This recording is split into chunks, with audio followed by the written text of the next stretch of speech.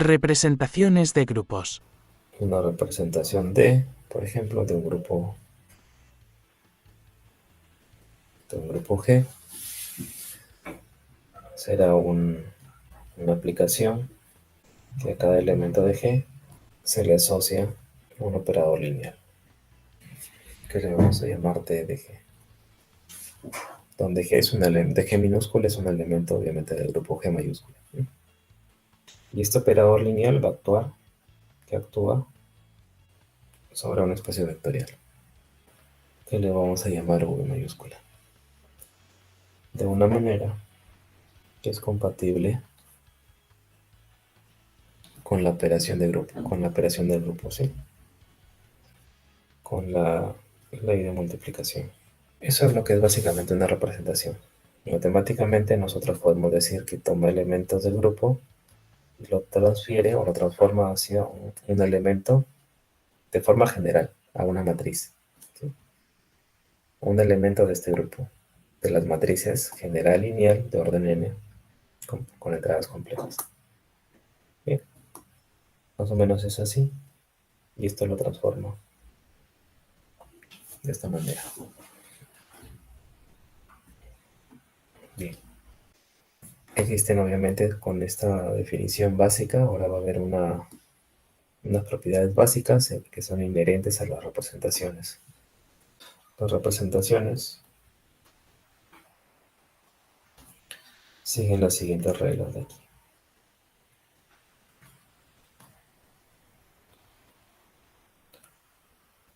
Las reglas básicas de las representaciones será que si yo tengo el elemento identidad, el elemento neutro, cuando lo represente bajo un operador, ya se harán una idea que la representación tendrá que ser la matriz identidad. Esa será la primera cuestión que tiene que estar o que tiene que cumplir sí o sí una representación. ¿Sí? Esta es la matriz identidad. Bien. Y otra condición es la representación de un producto de elementos. Esto de aquí es la ley de multiplicación de estos dos elementos. Bien. Esto de acá yo lo puedo escribir como también un producto de representaciones. Bien. Y lo que hay que tener en cuenta acá que no siempre es un producto como tal, esto es una operación simplemente. No necesariamente una multiplicación como tal, puede ser una suma también. Los enteros forman un grupo bajo la adición. A ver esa pregunta. Para empezar, tomar dos enteros, dos elementos que pertenecen a enteros, poner acá su operación de multiplicación, ¿sí? Y ver si eso pertenece a los enteros. Evidentemente esto es fácil de probar, la clausura. Comienzan con la identidad, ven al elemento 0, suman el mismo elemento, identifican el elemento de identidad, y luego el elemento inverso, que si suman con su mismo elemento, les debe dar el elemento de identidad, y se dan cuenta que este elemento inverso es precisamente el opuesto a este elemento, y también está definido dentro de los enteros, ¿no? Tiene positivos y negativos, así que está bien, hasta ahí está muy bien. Y la última es la asociatividad, que también es fácil de probar, no tengo que escribirlo. Pues sí, forman un grupo efectivamente.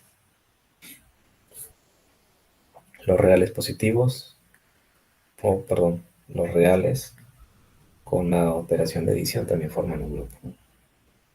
Ideas similares se transportan.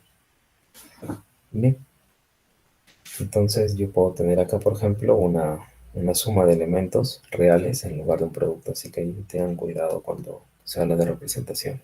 No necesariamente ese es el producto. Bien, se coloca simbólicamente un punto, sí, pero no necesariamente es un producto. Aquí sí, como son objetos que son matrices, acá sí tendremos que tener el producto de matrices.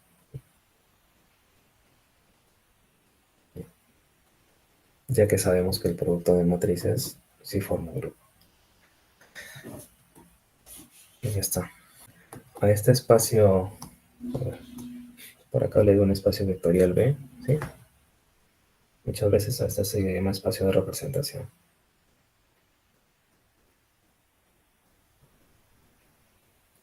Este elemento del grupo que va a tener que actuar sobre algún elemento del espacio vectorial. Voy a colocar así en esos términos. Lo vamos a representar a este elemento de alguna manera. Como ahora lo hacemos en forma de matriz, entonces puedo representarlo así. Voy a poner aquí X super J. Y esto ahora lo voy a poder multiplicar de esta manera, ¿sí? Más o menos eso es lo que tenemos. Las representaciones que nos interesan a nosotros son las irreductibles, sin embargo, en lo que es la teoría de representaciones existen las que son reducibles, obviamente, y las irreductibles. Voy a colocar acá cuando una representación es reducible. En matemáticos nos dicen que una representación es reducible. Voy a colocar acá de subjeto la representación de algún elemento G.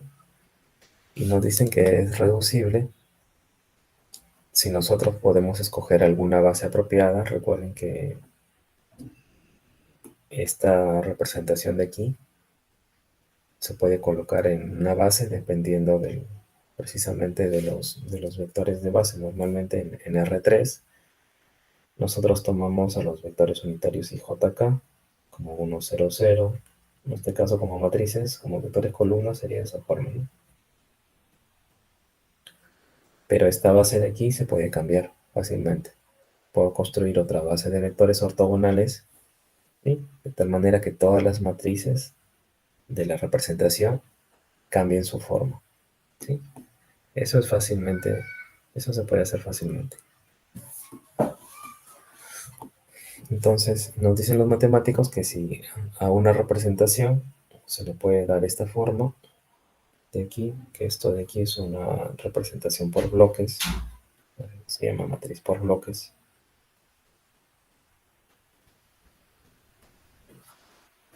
Para todo elemento del grupo lo puedo dejar en esos términos, ¿sí?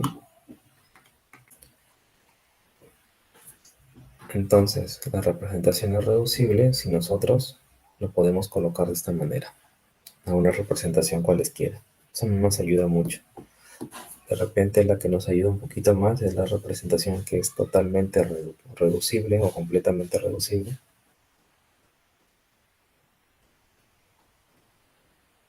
Que es más fácil de identificar. En una representación completamente reducible, nosotros lo que vamos a tener más o menos es lo siguiente, ¿no? Como una matriz diagonal pero por bloques. Esto de acá se le conoce como una matriz diagonal por bloques. Y si la podemos poner en estos términos, esa representación es totalmente reducible. Si la matriz no es reducible, entonces se dice que es irreducible.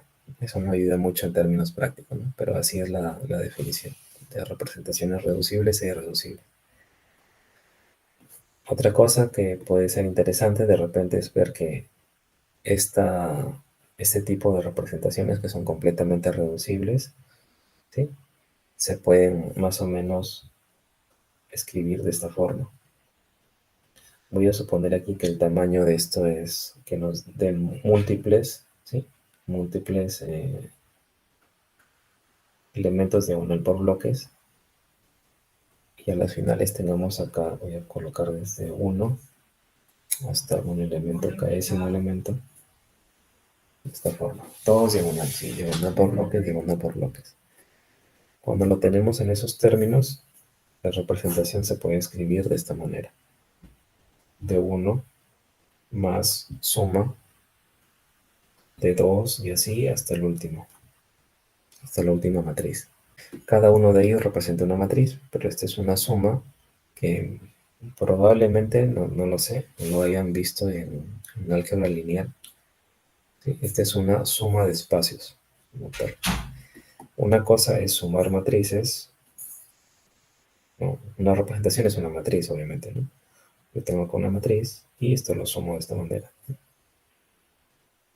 Una cosa es sumar matrices de esta manera, que sería A más C, B más F, C más G, D más H, ¿sí? Esto es una suma normal como tal. Y otra cosa es esta suma de aquí, de espacios.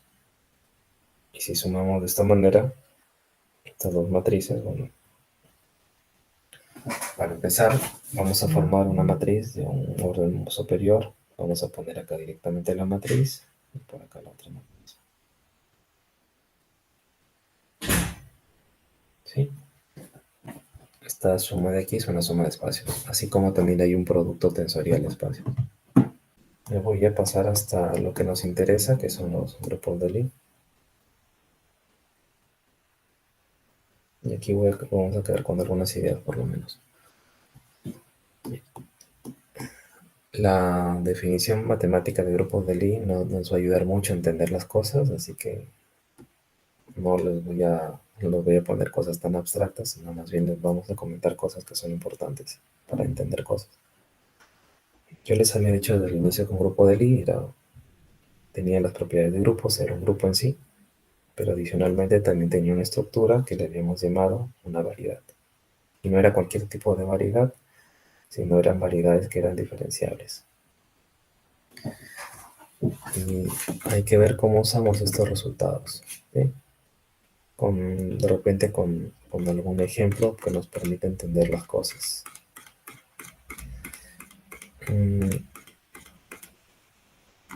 A mí me gusta hacer un ejemplo de un grupo en particular por la geometría que tiene, que me ayuda a hacer las cosas muy visuales, así que voy a tomar un ejemplo. Me van a permitir acá tomar un ejemplo del grupo SU2, ¿sí? Para el ejemplo vamos a tener que caracterizar este grupo. Vamos a ir poco a poco haciendo las cosas. Nosotros en el comienzo habíamos dicho, de los grupos clásicos, habíamos dicho que existe unos elementos del grupo SU2 que tienen esta forma de aquí. Son especiales y son unitarios.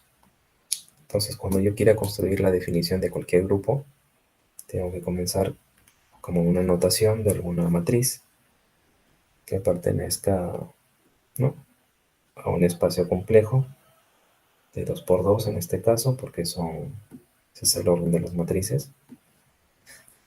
Adicionalmente, van a cumplir la propiedad de la unitalidad, y como es especial, el determinante es 1. Entonces, yo lo que se suele hacer es tomar un elemento genérico, X, Y, Z, W, por ejemplo, ¿sí?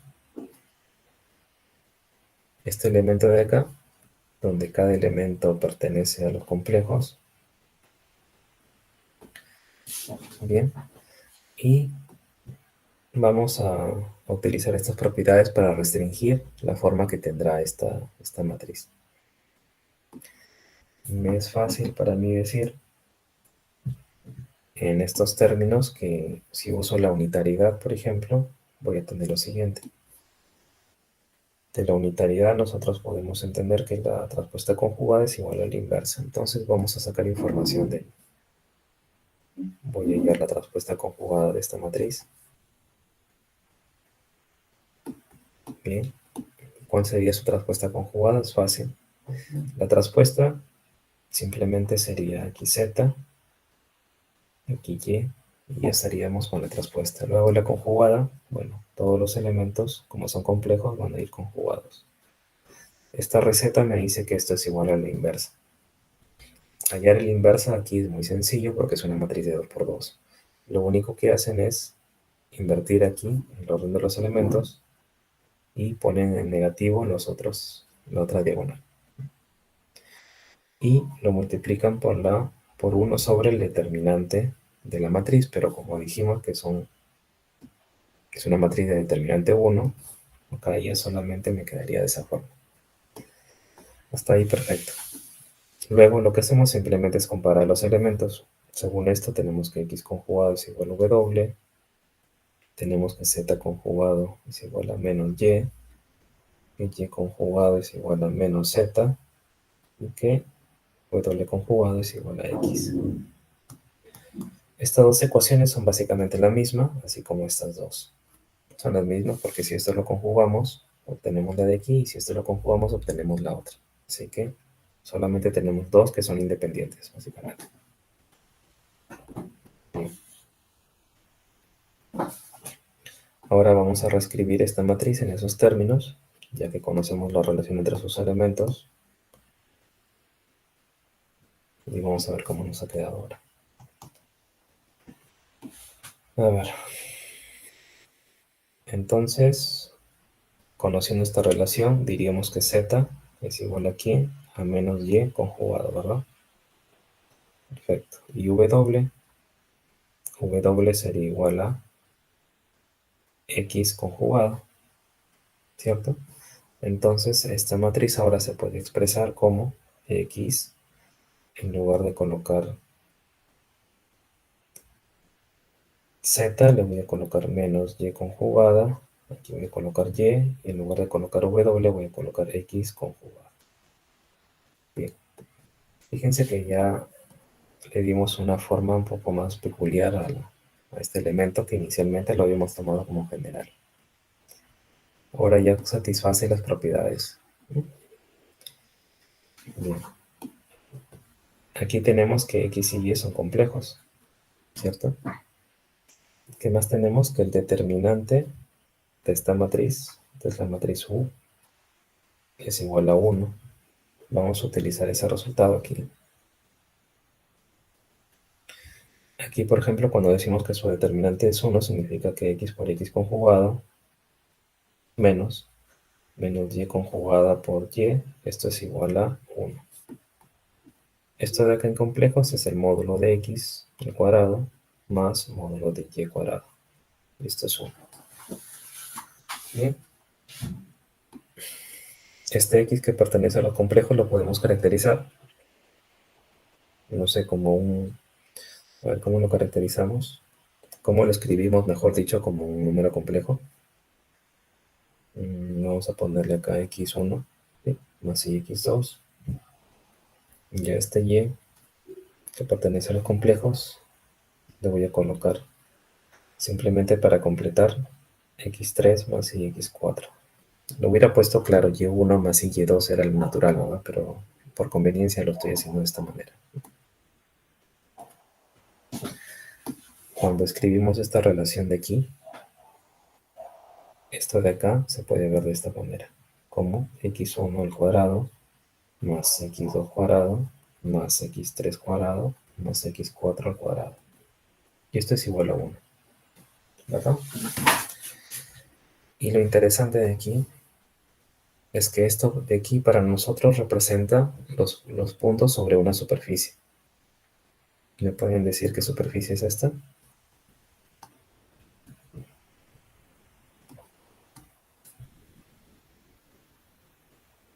¿Conocen la esfera?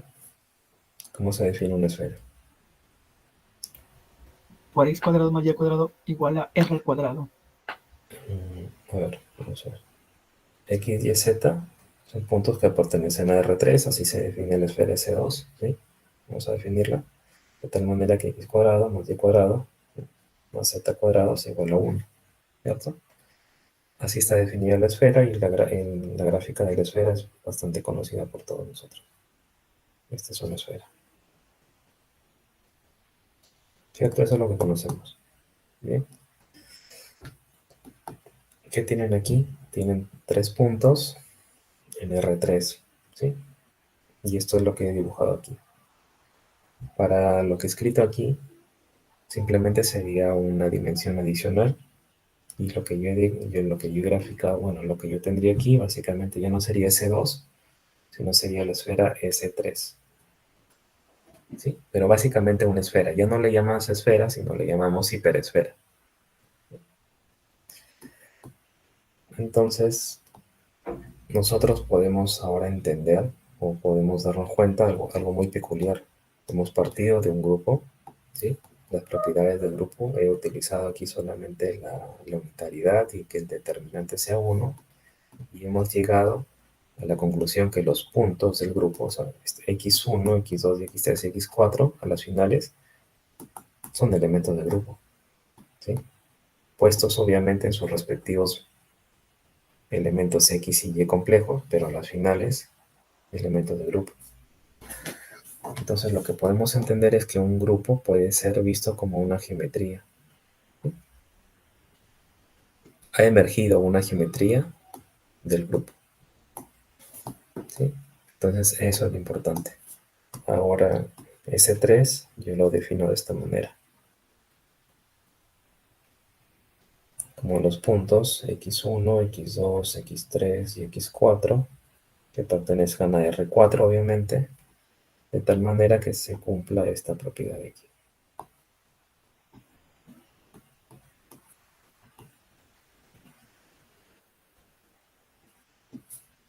Sí, y ahora lo que tenemos es eso. Interesante, ¿no? Hemos comenzado con un grupo y hemos visto que a las finales esto forma una geometría. Que los mismos elementos del grupo ahora es una geometría. Entonces ahora tenemos algo como esto.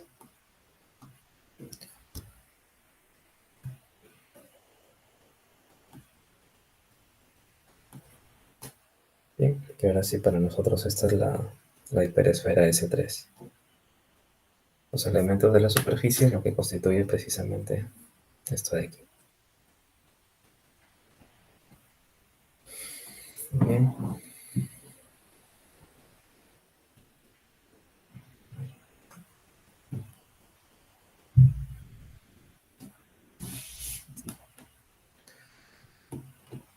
Entonces, ahora lo que nos toca estudiar es esta superficie de ahí, ¿sí? ¿Qué otra estructura va a aparecer ahí? Bien, hasta el momento ya entendimos al menos esto que había puesto acá, que existen grupos, ¿sí?, muy particulares que tienen una estructura de una variedad diferenciable. Una esfera, precisamente una esfera es una variedad diferenciable, ¿sí? Esto de acá se puede entender como una variedad diferenciable. O lo que pueden ver ahí en el dibujo, una geometría. Véanlo como una geometría. Bien. Existe un elemento muy particular de aquí, de este grupo, que era el elemento de identidad. Vimos que todo grupo tiene que tener su elemento de identidad. Bien. Entonces, por acá yo voy a tratar de graficar algún punto especial, que es como el elemento de identidad. ¿Sí? Bien. Nosotros podemos tener trayectorias en este espacio, en esta geometría. Pueden existir diversas trayectorias, ¿no? Una trayectoria va a ser simplemente algo como esto de acá. Esa sería alguna trayectoria que yo pueda definir sobre esa esfera. O múltiples trayectorias, ¿sí? Pero ¿qué es lo que caracteriza una trayectoria? Muchas veces son las velocidades. Y que puedo ver que nosotros aquí podemos tener vectores de esta forma, o de esta forma, o de esta forma. Les había comentado, ya adelantándoles un poquito,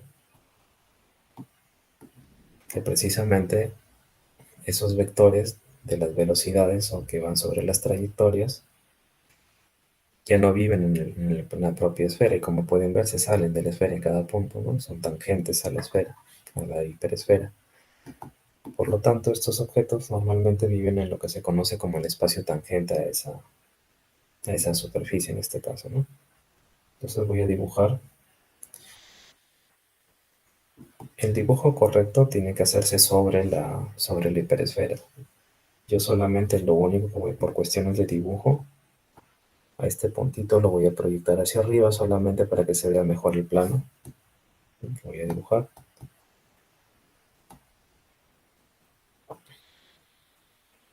Bien. Y ya estaría ahí. Esto de acá para mí va a constituir mi espacio tangente y mi esfera S3. ¿Qué punto es? No es cualquier punto, es un punto importante, es la identidad. Entonces acá va a estar la identidad. Bien, y por acá voy a colocar los elementos de...